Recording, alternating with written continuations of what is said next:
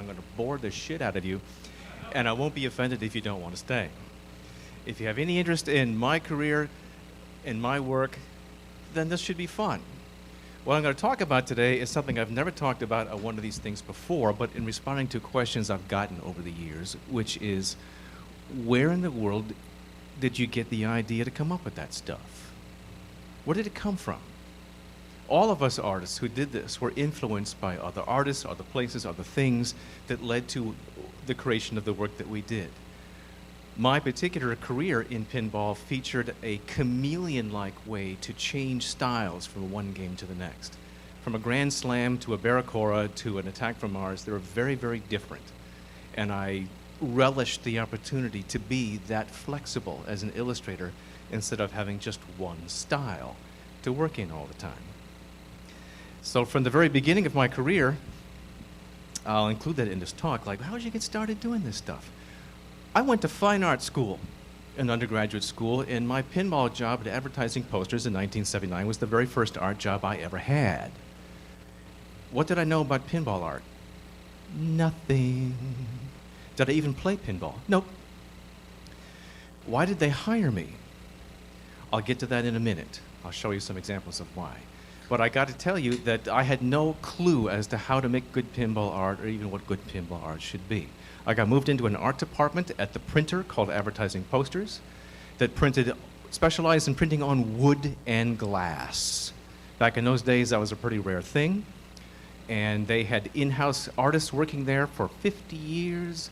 And when I was hired, the grand master in the room, who had been doing pinball art for 25 years, was a man named Gordon Morrison. Some of you collectors might recognize that name from the Gottlieb games that he did. He did hundreds of them. He was magnificent. He had a very recognizable style, very light, very cartoony, extremely family friendly. In other words, you couldn't offend anybody with Gordon Morrison's artwork put on your game. I was a young kid in my 20s. I looked at Gordon Morrison's artwork and I went, this bores me to death. Because I was a hot, young, rock and roll kind of kid who was into fantasy art and heavy metal, and I didn't want to do anything like what Gordon was doing. I wanted to do my stuff. Fortunately, there was an entire wall of the art studio at Advertising Posters where they just simply hung up all the pinball backglasses that they had been printing there for years. So there was this gallery to look at. And was I influenced by the work I saw on that gallery? You bet I was. I saw Williams Flash backglass done by Constantino Mitchell. Some of you might be familiar with Flash, Steve Ritchie's first big hit game. I looked at that and I went, I can compete with this. That looks like it was drawn by a third grader.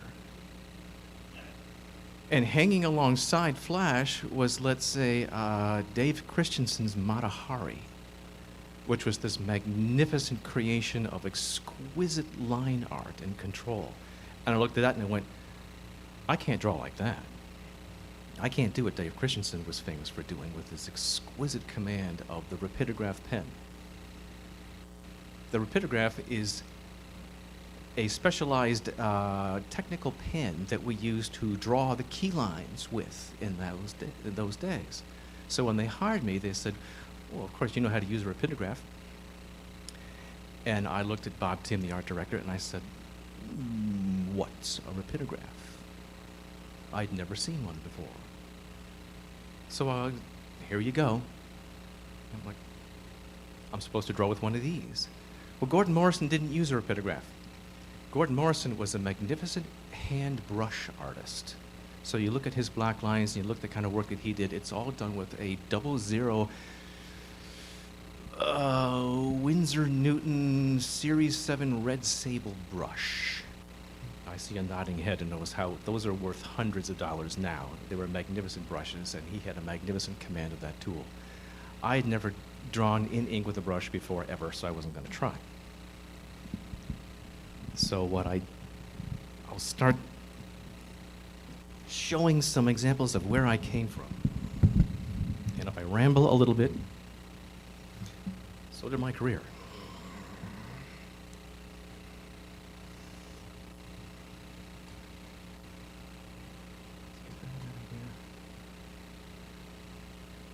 right. I'm going to show you the reason why I got hired.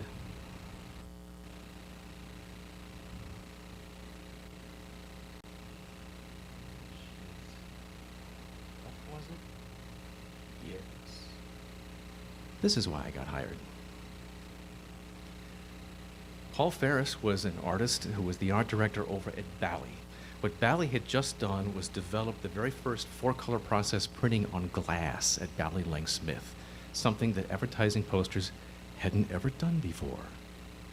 This look was so unique in the world of pinball that the game was popular just for the artwork on it alone. And they wanted a guy who could compete with Paul Ferris. So my college portfolio did. Just one more quick Paul Ferris thing, Paragon that he did. Because I was inspired by the same guy Paul was. Who inspired Paul Ferris? This guy. One of the most well-known illustrators of the 60s, 70s, and 80s was Frank Frazetta. He did album covers, he inspired the Conan movies, he has had a huge influence on Hollywood. He was this mind-bogglingly talented fantasy illustrator that I grew up with, wanting to emulate. You know, looks like that. Not exactly your idea of pinball art. But Paul Ferris did his thing, and it led me to oh my God, it's not even here. I did a game called Panthera. Now I'm embarrassed. Hold on for a second.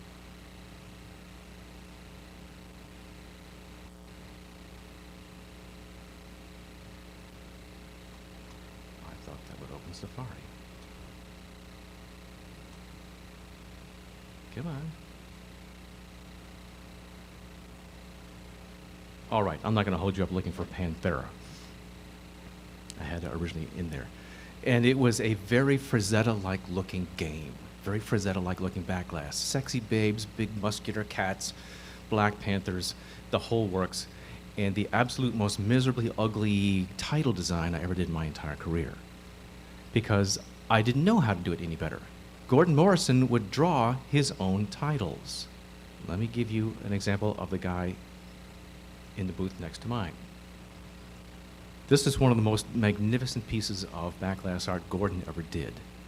He's been acclaimed for how magnificent Genie was and its exquisite execution and detail. He would hand draw these titles.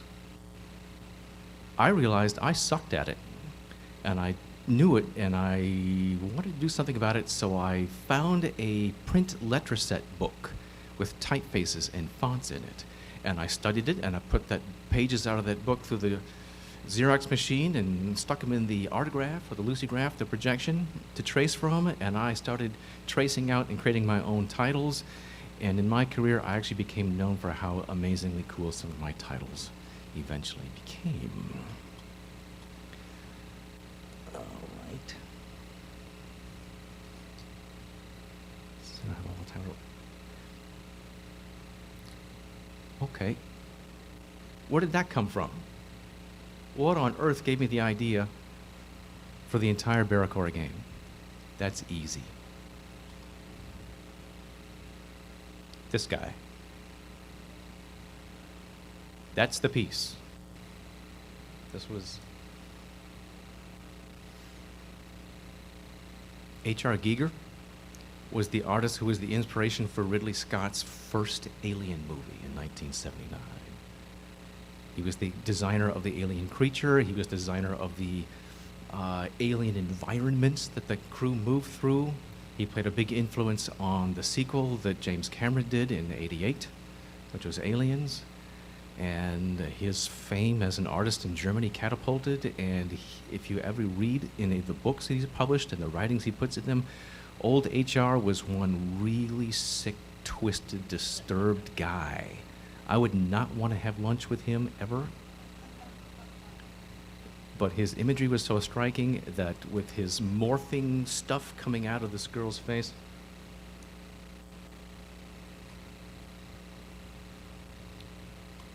I wanted to do a really striking pinball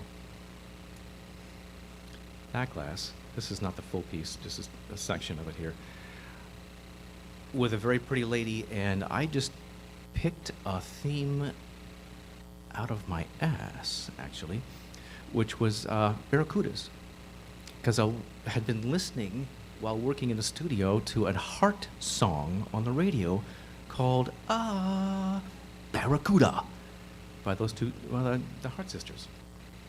So I said, I'll do a game called Barracuda. That's awesome, that's macho, that's cool.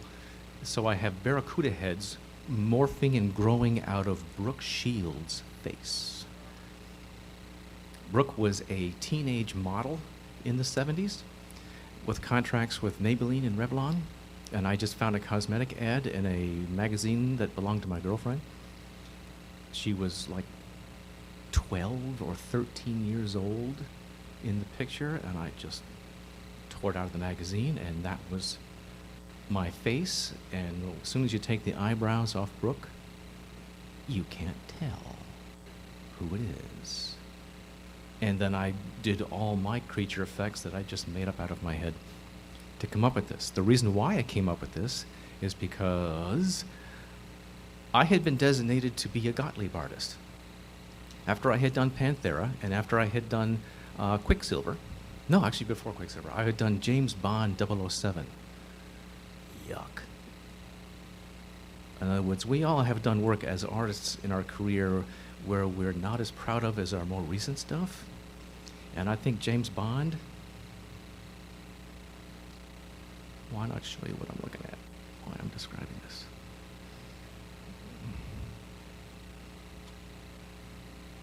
Was really one of the ugliest pieces of pinball art I ever did. I had no idea what I was doing. All this graphic stuff in the background is screamingly bright and takes away from your focus on the figures and what are the figures doing anyway. And I learned from Gordon Morrison how to put babes on the readout lights. So I put babes on the readout lights, and the title is completely boring, and I was like, oh, this is horrible. And if you think that's bad pinball art, this was worse. In other words, I had no idea what to put on playfield pinball art. I looked around at what my other artists that had posters were doing on pinball art, and they didn't know what they were doing either. It was like you could put anything anywhere, and it didn't make any difference. We weren't part of design teams at Ed Posters. Not like Bally, not like Williams. We were just an art department that decorated whitewoods. Stern and Gottlieb would just hand us a whitewood, and it had inserts already placed on it by the engineer of the game, by that designer, any way he wanted to put them on there, and then little notations and sometimes paragraphs of information that we had to like set in type to put on the playfield, which were the instructions and the rules. It was a process that made pinball, to me, incomprehensible. I would walk up to a game and I would have not the slightest idea of those 70s games. Like, how do you play it? What's the game about? What am I trying to do other than keep the ball in play? And what does any shot mean and when? It was an issue that drove me crazy as a pinball artist, and I pursued it relentlessly for years until I became recognized as one of the masters of making pinball playfields fully comprehensible, because I cared about it. What was I talking about before? I got off track looking at bad art. Okay, let's move on to some better stuff. In other words,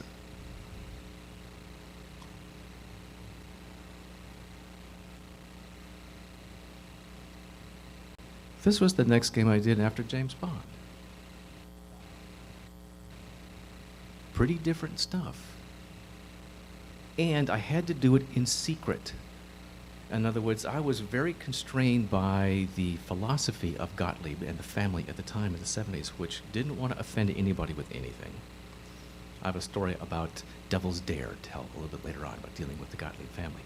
I wanted to do much more cutting edge, exciting, cool, appeal to young people type artwork than Gottlieb wanted to let me do. So a Stern project came along in-house, because we did Stern games too. And this was a Joe Jews designed game, and it was just a play field with a bunch of lights scattered across. It didn't mean anything, and it was themeless. And don't mind telling you that for a pinball artist or any kind of illustrator out there, you get handed a project that is as comprehensive as a pinball machine. Cabinet, playfield, back box, speaker display, bottom arch, all the plastics, the whole process of what all that artwork entails, and you're given free rein to do anything. So I did that. But I couldn't sign my name on it, because I had then, at that point in time, been exclusively agreed to contract to do only Gottlieb games, along with Gordon Morrison. So I had to invent an alter ego, because I thought for years to come I was going to be secretly doing other pinball art for other manufacturers like Stern or Williams, and I'd had to make them in secret so Gottlieb wouldn't know. So I invented the character and the signature that you can't read here of Bellerophon. Does anybody have any idea where that name comes from?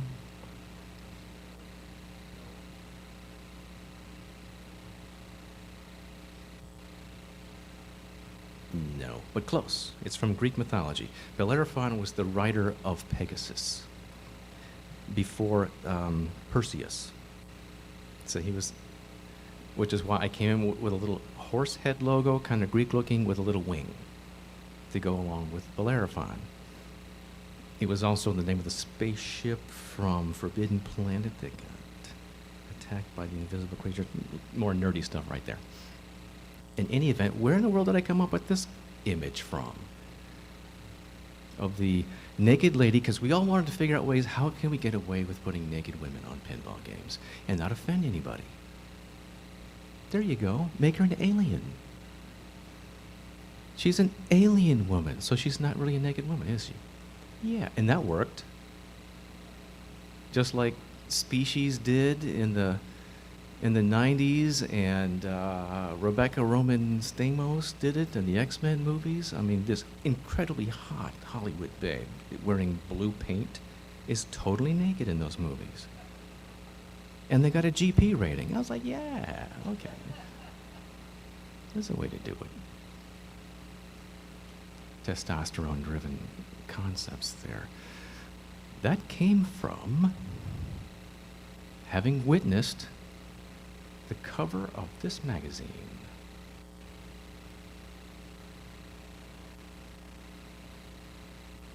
I was a big reader of Heavy Metal magazine and the French style of adult comic book illustration. Do you recognize any similarities in here? We've got goop. We've got the same green bulbs with little scales on them, and we've got a naked alien with a big long head. That's where the idea came from. I've never actually revealed that to anybody before, ever. Now then, one more story about Quicksilver. I was learning how to do pinball art from the great Grandmaster Gordon Morrison in the cubicle next to mine. It was really fun working next to Gordon because he had a real personality, and he spent all day long flirting with Leslie Kipe, who worked across the hall from there in the cubicle. Leslie Kipe is not a big name in pinball, but she actually did some pinball work, and she was a nice blonde lady, and Gordon flirted with her relentlessly all day long. In any event, one of the sage advice that he gave me to this young punk who now had joined the art department at advertising posters was, Doug, you gotta stay away from the color green, especially on a play field. Green just doesn't work. You know, you gotta stay away from green and don't use it unless you want to use it in very sparing amounts. Stay away from the color green. It's a bad color for pinball. And I'm listening to this 25-year veteran grandmaster of pinball tell me that I can't use a color. I was like, really? green. I can't use green on a playfield for a game. So I did a green game. I did the greenest game in all of pinball, just because I didn't want anybody telling me I couldn't use a color. It's like, don't tell me I can't use a color. Take this green and stick it. But here's an example of what it was like to do a Stern game playfield in those days. Can you actually tell how much copy is written in front of this little target bank here? That's a paragraph. This is a paragraph of information. This is how games interfaced with players back in the 70s. Is that, this is the way I looked at it because I was new to pinball. I knew that Germans were going into pubs after a long day of work, having a couple of beers in a dark bar, and stepping up to a pinball game to enjoy themselves for a few minutes. And the games required you to bend over, look through the glass in a dark bar, and read the copy to understand how to play it. Who was going to bother doing that? It led me to my entire unique playfield style that came to fruition in the late 80s and all through the 90s. That bothered me. Learning how to play pinball was too hard. Moving right along. Let's quick some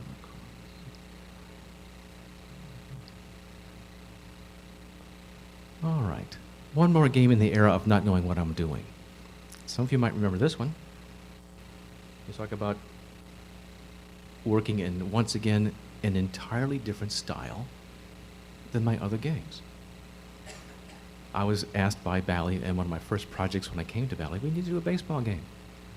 And I went, okay, I've seen baseball games done as pinball games about 50 times in the history of pinball since the 1940s. How can I do one different from the other 50 before me?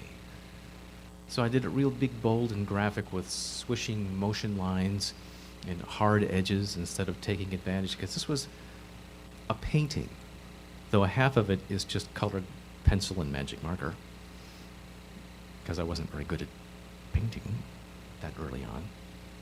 But I wanted to convey the sense of motion and activity when you played it. So where my backlash art had gotten better, my playfield art hadn't.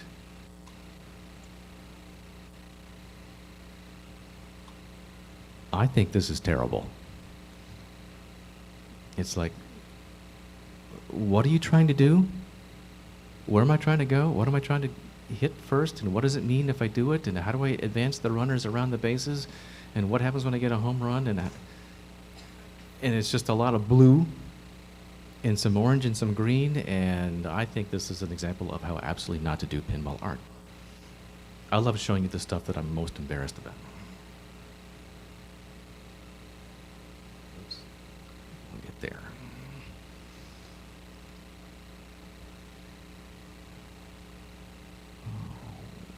Just for fun, because I haven't seen this in many years. Yeah, I did that guy too.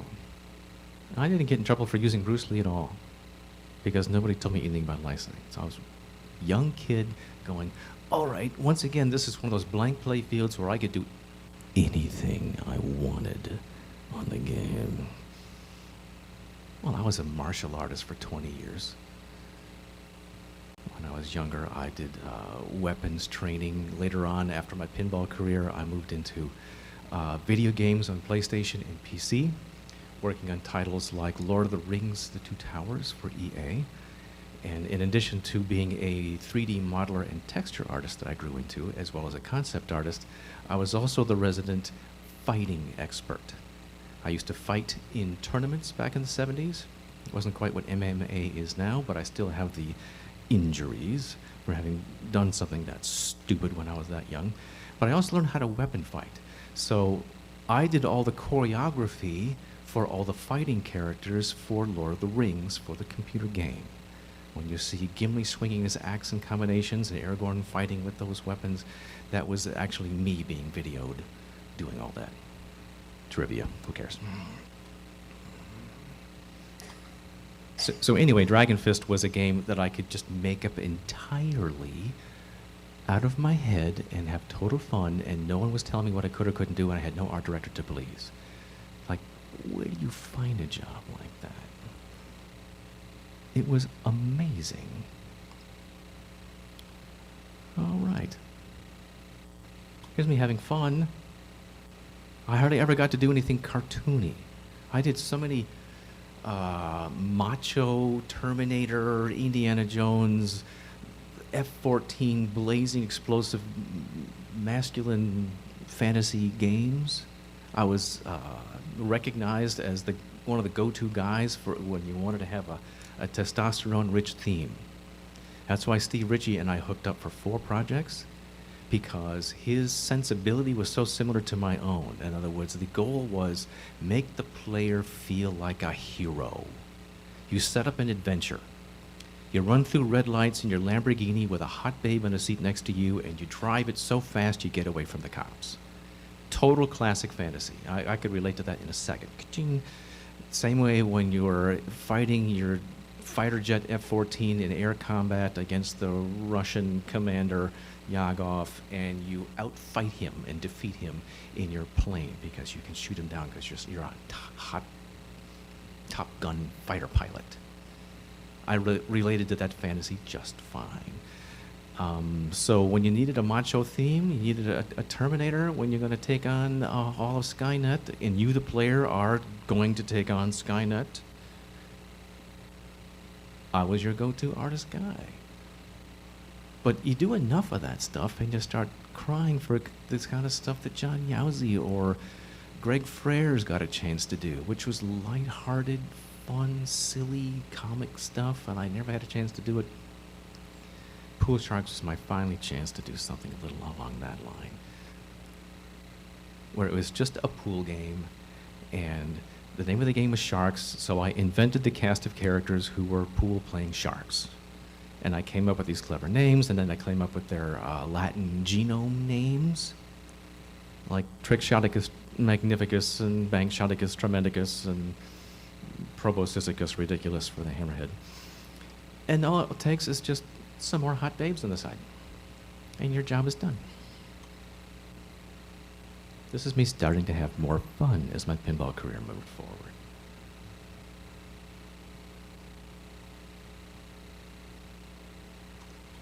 But finally, I began to pay attention to what Mark Springer did on the playfield for High Speed. You remember the 1985 High Speed's playfield? It was highways around the playfield, and you drove around on the highways as the ball moved toward the shots on the playfield, and I recognized, like this moment of light bulb going off over my head, how incredibly helpful that was to play the game. The artwork actually showed you where the shot was, and it had lines leading to the shot that you could use as range finders off your flipper to hit that shot with real consistency.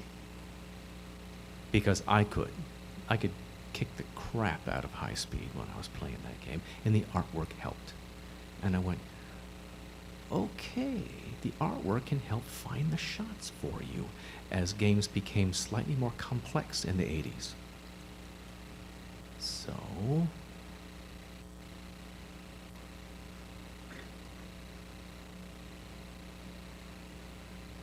the artwork tells you where the shots are, particularly long shots, and helped begin to guide you around the playfield when the game is fast, it's speedy, the lighting in the room is kind of dark, and you're going, where am I aiming at? What does it do?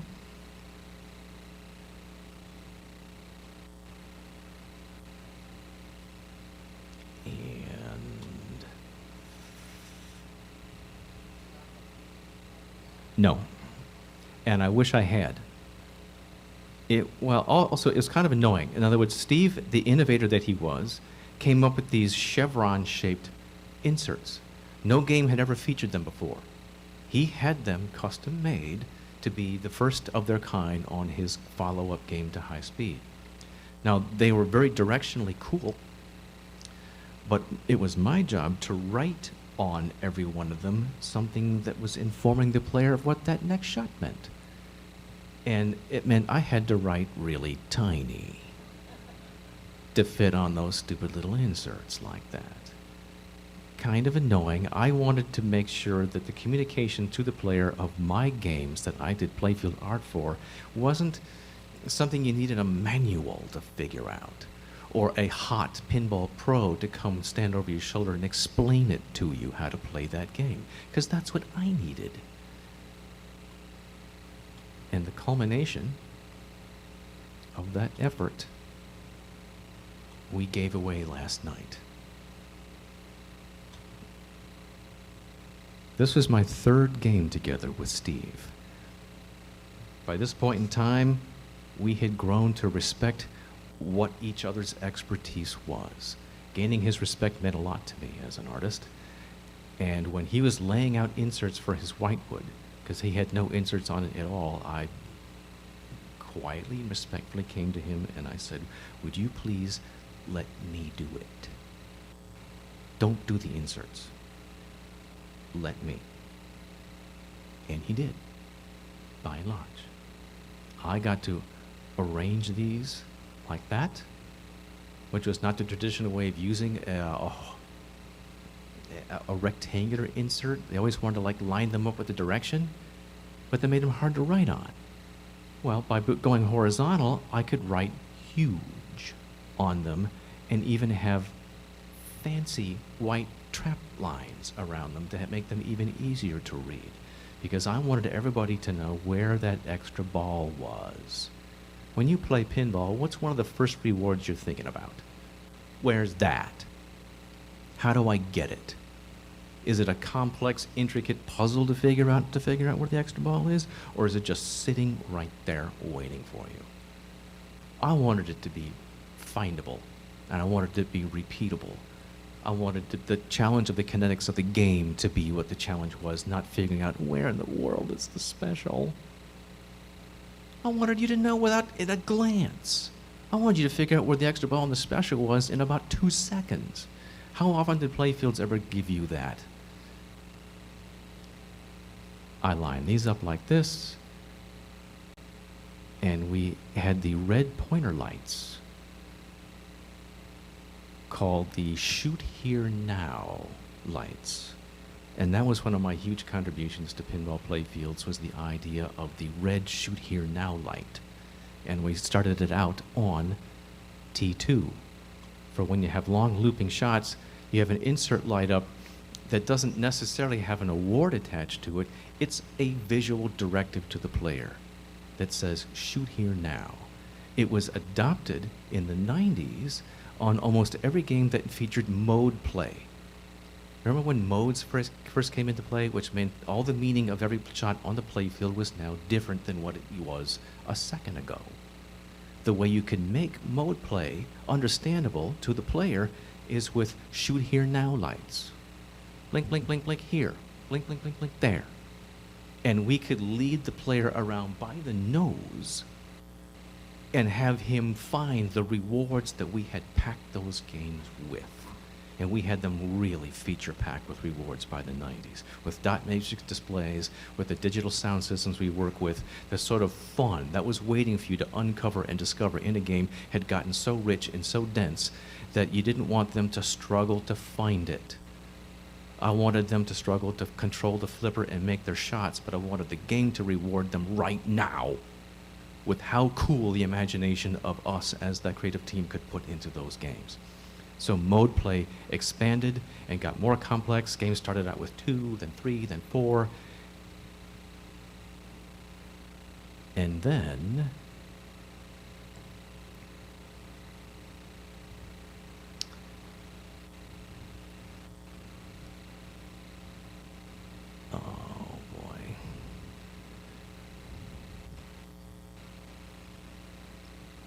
that game came along. Do you remember how many modes we had in Indiana Jones? Anybody? 12. Unbelievable. How do you shoehorn 12 different modes into one single pinball game? Well, I did it. me and Brian Eddy.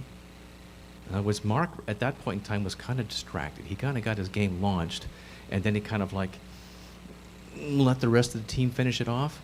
So once again, all the inserts on the playfield, I laid them out. And then I organized how to identify what each mode was. And then Brian and I dreamed up, what does the game do when you play each of those modes?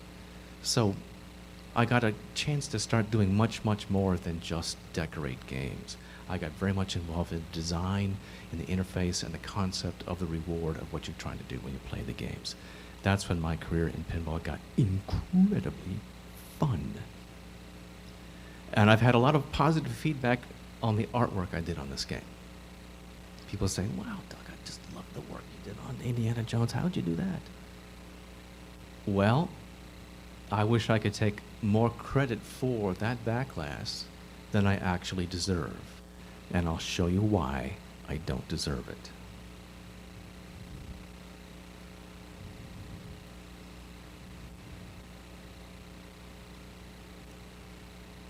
See any similarities? This is a poster for Raiders of the Lost Ark done by the top motion picture illustrator of the 1970s. His name is Richard Amzell. He was magnificent. He could draw like crazy. This is not a painting. Well, it's got some color down there, and then this is Prismacolor pencil drawn on top of masonite. And that's all it is just colored pencil. And that's how good Richard Amzell was. That became such a signature image of Harrison Ford that I redid it in oil paint, but trying to maintain, if you look close, that same quality of little tiny strokey gestures that Amzell had done in his drawing, and have that same feel, only to do it in my own painting. So it's like, oh yeah, that's where he did that. And the successor to Richard Amzell was the guy who did more movie posters in the 1980s than any other illustrator. Now that movie posters are no longer done by illustrators, he was the last one. And that's Drew Struzan, who was even better than Richard Amzell. Now, do you see the design of the corners where he sticks the heads of characters peeping out inside this architecture? Does that look familiar? In other words, I wanted my game to look like the artists who had done the posters for Lucas had done the pin game. And I did my best to capture the look of Drew Struzan and Richard Amzell in my game, though I didn't. These guys are my paintings. I didn't have any reference for how to do these different characters, and I had to make up all this other stuff on my own. But I just want to let you know, this is what good illustrators do, is that there is an iconic thought in the mind of a consumer. At the time when we did Indiana Jones, 3 of these movies had been made. And what did you think of when you thought of artwork in Indiana Jones? How did you connect it? Those great illustrated movie posters, not manipulated, photoshopped photography like all movie posters are now. This was artwork. It was paintings done by really world-class illustrators. And that's who I tried to emulate when I did my work for that project.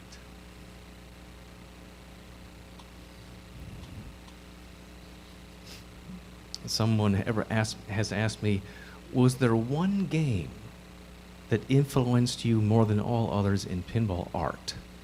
In, not motion picture art or heavy metal art, but pinball art. What affected you more than any other artist's work? And it's like, okay, this guy, this game right there. When I first saw this game, it was done after I had been hired by advertising posters. It just knocked me on my ass. It was so well done. In terms of combining figurative composition and graphic design and mirror. Because we all struggled in the old days when we screened on glass. How do you use mirror effectively and well? because we just threw that kind of mirror flash in anywhere. Gordon would just stipple it on in places just to give it flash. What Kevin O'Connor did was he set it up in terms of graphic design. To this day, I haven't seen mirror design done as well as Kevin did on this. He also used a graphic package to tie this entire game together with a unique color palette, with a sort of creamy orange he used throughout the game. And I was like, how cool. So you might see a certain connection between that game graphically and that one. See anything that looks remotely similar in terms of how that mirror design looks between what Kevin did and what I did? Essentially, this was me trying to find the magic of Kevin O'Connor and Flash Gordon. And I have been told by Steve himself, he thinks this is the most magnificent design of artwork in a package for a game he did in his whole career. Which was pretty surprising, because maybe he's told that story to you guys, but this was the most miserable art project I worked on with Steve. Because I wanted to do, this was the sequel to the Black Knight he did in the 70s. Tony Ramuni, a friend of mine, had done the original Black Knight game, and he did a fine job. And I was like, well, how do I follow up what Tony did now that he wants to do Black Knight again? And he wants to call it Black Knight 2000, a very futuristic sounding name from a 1988 point of view. So I thought, well, future, Black Knight, fantasy, adventure, this is me.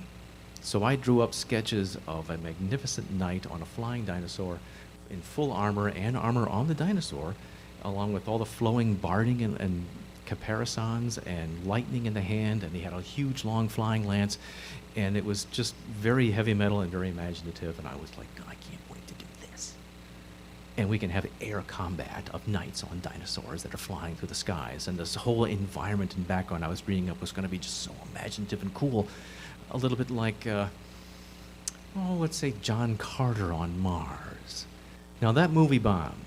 And that movie was not too successful, but in terms of production design, I went to John Carter and I came out of that movie going, where do I buy the action figures from this? It was awesome. The costumes, the ships they flew in, the style of weapons and implements they used. John Carter was so cool. What a tragedy, the movie kind of tanked because it wasn't that well made by a first-time director. Hello? You don't give first-time directors $250 million to hang themselves with. They did that with Michael Cimino, if anybody remembers movies. He did a game, or a movie called, what was the one before Heaven's Gate? The big hit.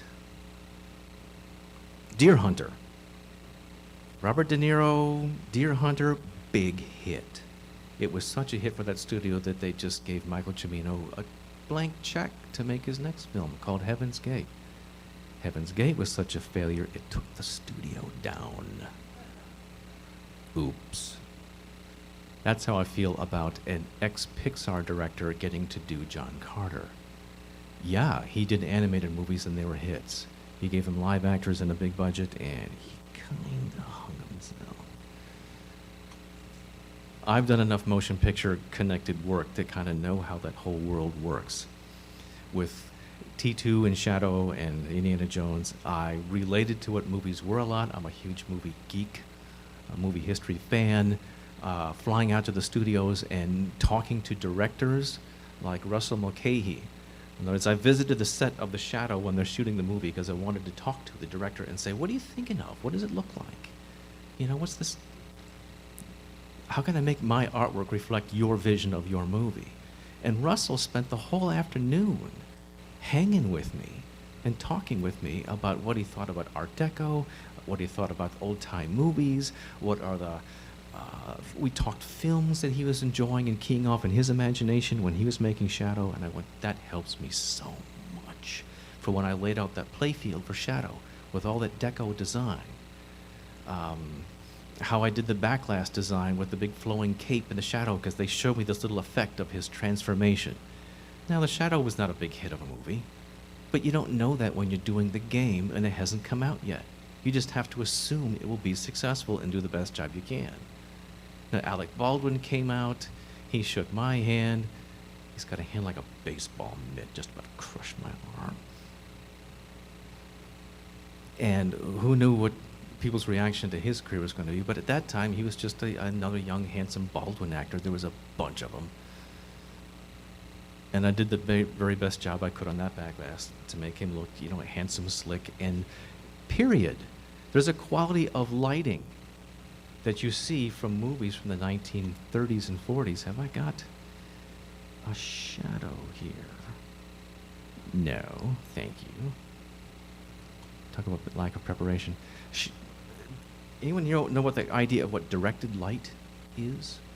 When you look at old-time photographs of movie stars from the 1940s, they have this amazing, iconic glow to them oftentimes. How that is done is through directed light. That means sort of like a honeycomb tube collection of light that you shine light through that directs it. Light scatters, light reflects, or it can be actually focused and directed mildly, remotely laser-like, and you shine directed light on an actor's face, and it produces a very unique quality of look to it. When I did my Alec Baldwin painting for The Shadow, I went for that directed light look. It was exactly what Russell McKay was looking for. So getting art approvals from Russell and the rest of his team on Shadow was like, done. When I did approval work for Terminator 2, have I got a T2 anywhere in here?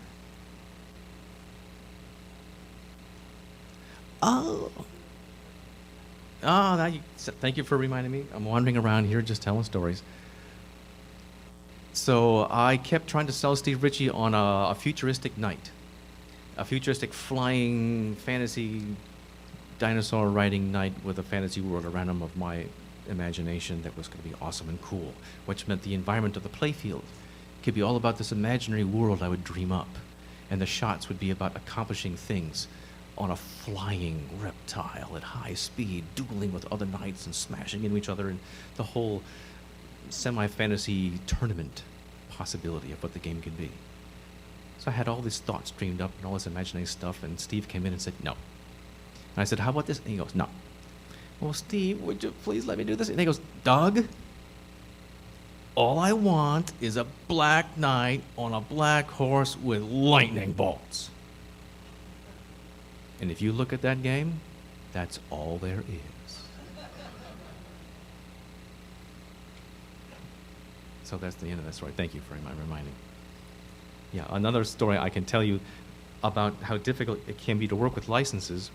I'm sorry I don't have a picture of it with me right now, which was Demolition Man. One of the most frustrating projects I ever worked on in my career was Demolition Man. A motion picture license I didn't want to do. I had access to Hollywood scripts at Williams Valley Midway. I read them. I read all of them. And one night I was reading Terminator 2 at about 11 o'clock at night. And I finished that script off, and I knew at that moment I absolutely had to be the artist to do that game, because that script was killer good. I mean, if anybody's memory go back before Terminator 2 and what movies were like, because we had never seen morphing like that alien, that we had never seen anything like the effects from that movie. This was 91. And Jim Cameron writes one hell of a story. He writes his own movies, he directs his own movies, he's very auteur and in control. That can make him a difficult personality, but what a talent the guy has. So I had finished that script and I was like, I'm doing this game. So I went to Steve the next day, because we were still recovering from our friction over Black Knight. Because I did the Black Knight and I didn't walk away happy, and I'm glad that he did and all that. And he told me that I've already got John Yowsey lined up to do T2 for me. And I went, ooh, John's really good. John Yazzie was a top professional airbrush illustrator for many, many years before he ever did anything for pinball. He is a top professional. He's not the kind of guys who we pinball nuts were working at Valley and Williams. He was a guy with a real education and background. He's slick, he's tight, he's professional, and he's a hell of a nice guy. And I was going, how in the world do I steal this game away from John? Well, my method for doing exactly that was to go back into my studio there and start sketching and come up with ideas. And basically, I sold Steve. I did a pitch. I showed him pictures. I gave him ideas. And I sold him.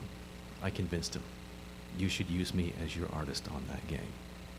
Now, John was very connected with Pat Lawler at the time. Pat Lawler was using him on every single game. He had plenty of work to do. It wasn't like I was taking bread off his children's table or anything like that, so he was totally cool with it. And I'm very happy about that, because I've never done anything like that since. But man, did I want to do Terminator. And I found a way, and I got to do Terminator. And it also kind of let my fellow artists know what I was like to deal with if I ever felt that way again. It's like, okay, watch out for that guy a little bit. No one's feelings got hurt, but God, I wanted to do it. And it was also my ability to tell him, to work with Steve about how do you make the game comprehensible and easy to play. Like I talked about the playfield design. I had finally mastered what I thought good playfield design was. And I went on to use it again and again in the games I did in the 90s to make them very understandable and to have the artwork actually help you play it. Not just be decorative, not just be colorful, not just be fun looking, but the number one purpose of artwork on a playfield should be helping you play it, helping you understand it, making it the easiest job possible to learn how to play that game. So you didn't have to be an expert to walk up to a Doug Watson playfield and go, oh, okay, I see that. Because I did a lot of artwork for games that had little hidden shots around corners that you never even knew about. Well, unless you went, here, right there. In some fashion, the player would never find it. And that might be something important. So I made sure that my artwork always went right there, and not over here now, and then these two simultaneously, and then this ramp, and then that ramp, and this ramp, and that ramp. And I worked with the programmers to make sure that they would use my lights and my little pointer arrows as effectively as they could in any time of mode, or any kind of play, to say, shoot here now, and the rewards will come. It's kind of like what modern nav systems in your car do. Turn here now.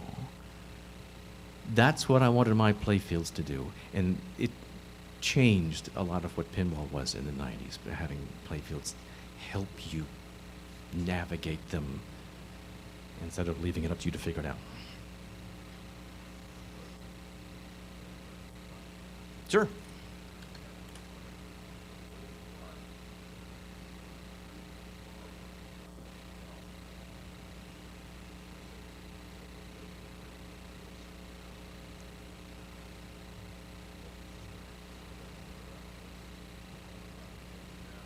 I think you described it very well. I'm a professional illustrator.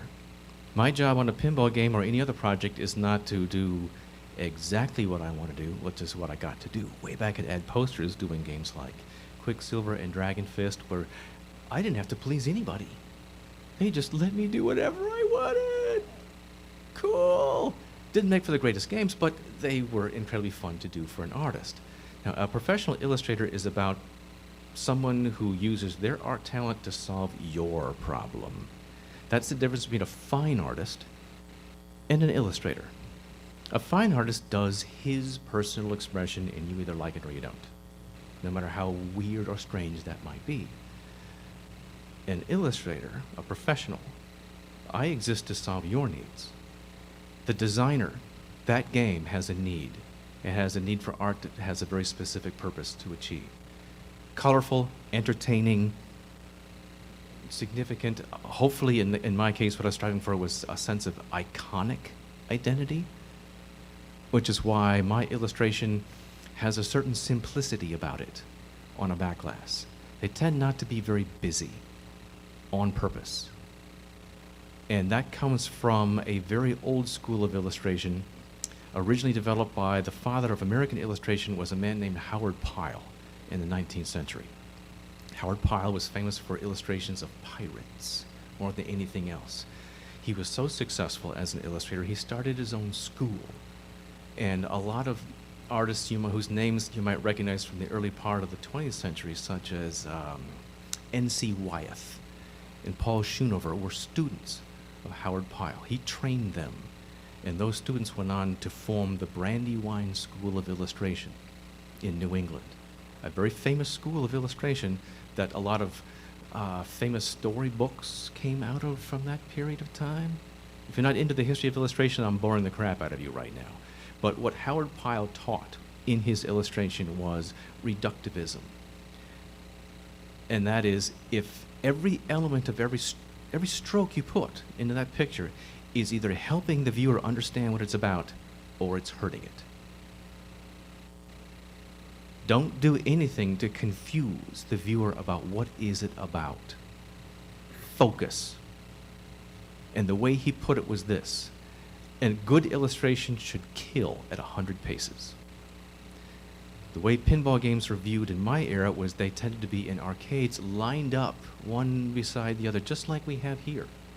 Which means they're competing against the next game, which is going, me, me, me, me, with light shows and Mars lights and sound effects and explosive things going off. They're all screaming for your attention in a crowded, competitive marketplace.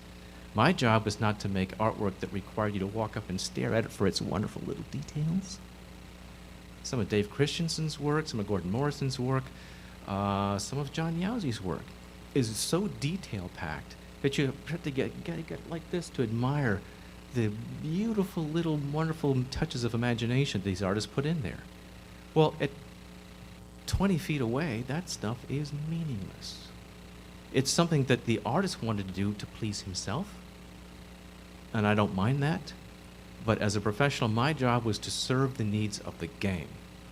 I wanted my games to draw players to them, which meant the role of my backglass art was just this. This is what I am. This is what I'm about. Come play me. That's it. When you look at a Terminator 2 game from 50 feet away, how long does it take you to figure out what the game's about? Less than a second. My job's done.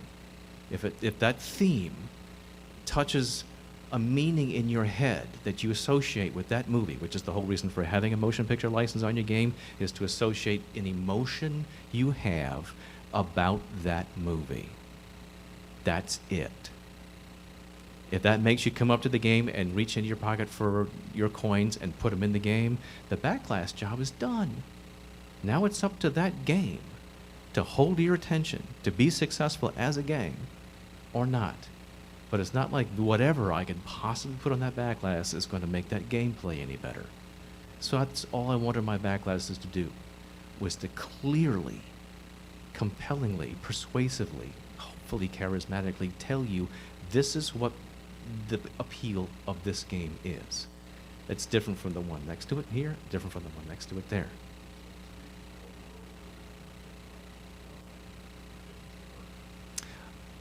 We don't care about feelings. I was disappointed and I was frustrated, not hurt. I'd been an artist for long enough to know, like, oh, I feel hurt. It's like, no, for Christ's sake, solve the problem.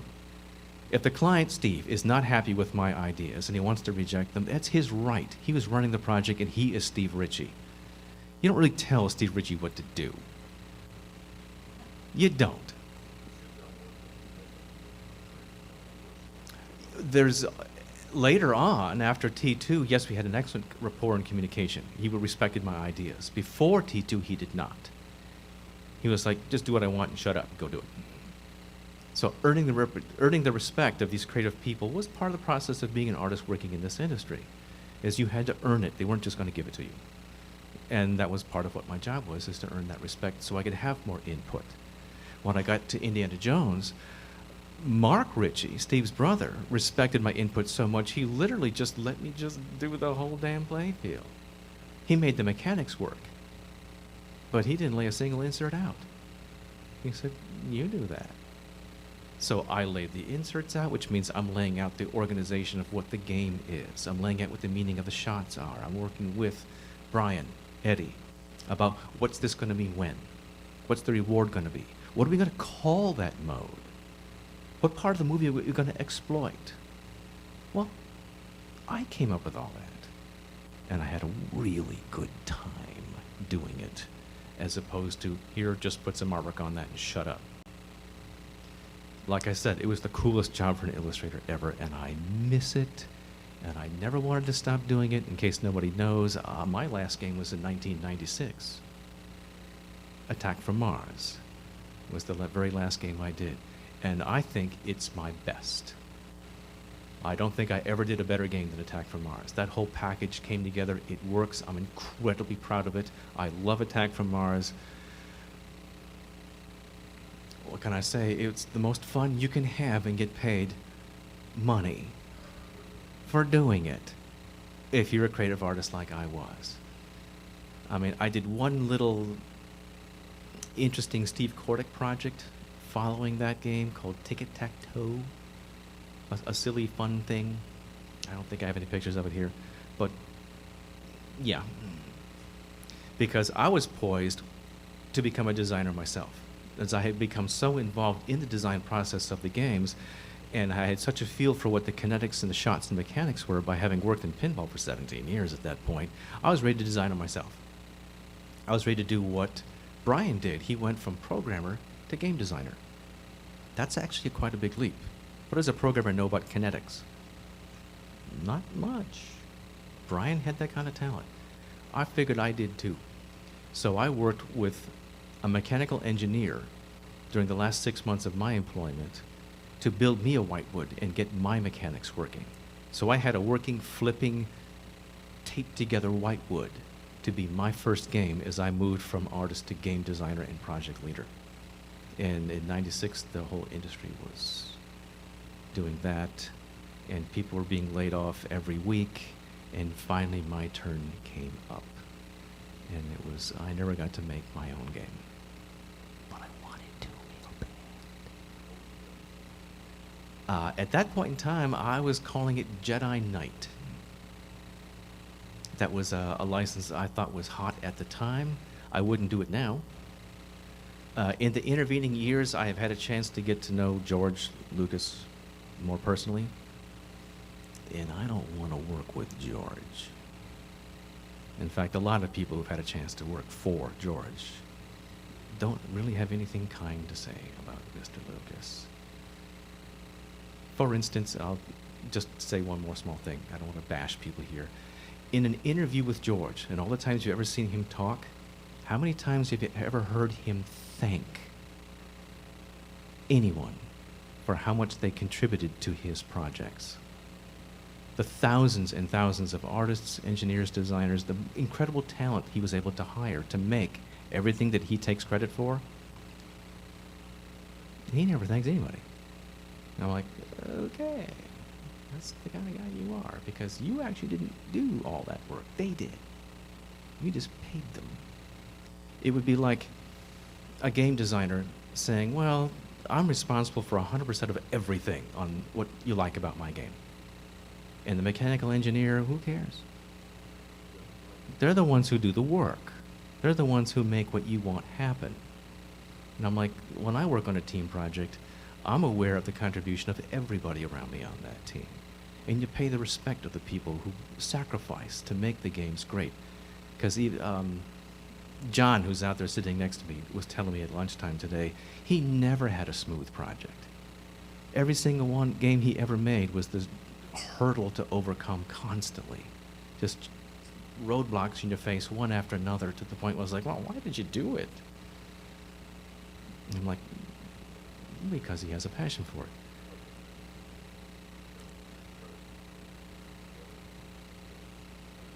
You can take credit for pulling it together, but do you take all the credit for the success of the project? I wouldn't. In other words, since I left Pinball, I have directed a number of creative projects myself. And the last thing I would ever do was take away from the contributions of people who work with me to make my project successful. And if you make that a habit, guess who wants to work with you again? Anybody. So if I'm leading a project that I'm in charge of, finding the best talents I want to work with me, that's based on my reputation of what I'm like to work with. I mean, it can't be based on, well, how many hits have you done? No, it's people want to be associated with money. That's just how business works. If you're associated with some success and money, you want to work with that person, like Lucas. I'm more interested in working with people who are good to work with. Now, Brian Adie never had any giant monster hits, but I'd walk over hot coals to work with Brian Adie again, ever. I never had a chance to work with a project alongside Greg Frères, but I'd walk over hot coals for Greg Frères because of what kind of a person he is to work with and to work for. There are people out there of just tremendous personal character. Dennis Nordman, another one of those guys, and Pinball had a bunch. There were some really great people who made those games back in that era, who were just, you spent 70 hours a week with these people. You do a team-based creative project, I don't care what it is, whether you're making a movie, because I've worked on film projects, whether you're working in theater, I've worked on acting projects, working in games, I've done tons of game projects. That group of people that you're working with either has a synergy about them and a personal respect, and a way to make each other laugh, the way to pick you up when you're defeated, a way to infuse you with a new dose of energy when you're really exhausted, when you've had one roadblock after another come your way. You need people behind you to pick you up and make it happen for you. That's a team. And that's what the best of Pinball had to offer in the team-based development process we had.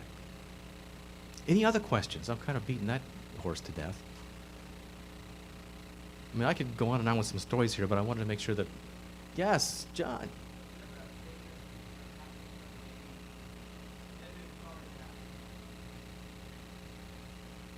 Yeah, I talked about Kevin O'Connor's Flash Gordon as being one of the first great total complete packages I ever saw, and that was like 79, way back then in the old days. I mean, Kevin was just amazing. Not every game he did had that same quality. He went on to do more future games that weren't nearly that well packaged. It did. And I didn't think it was all that fun game to play. I didn't really like playing Flash Gordon. I was like, well, whatever. But the artwork knocked me on my socks. In other words, it told me, what is an art package? How do you coordinate the whole thing into a sense of unity? How do you repeat themes and design here and here and here, so that when you look at it, it coalesces into a unit, a unified package? And it's like, Kevin did it as well as anybody. And then I tried my own hand at it too. Okay, we began to run a little bit late after Gary Stern's project today. I want to make sure that you get off to a perfect start. So I think that unless anybody has any further questions for me today, which I'd still be happy to answer, I think I should wrap it up right there. Thank you for your attention. Thank you for being patient with me. And I hope it was fun.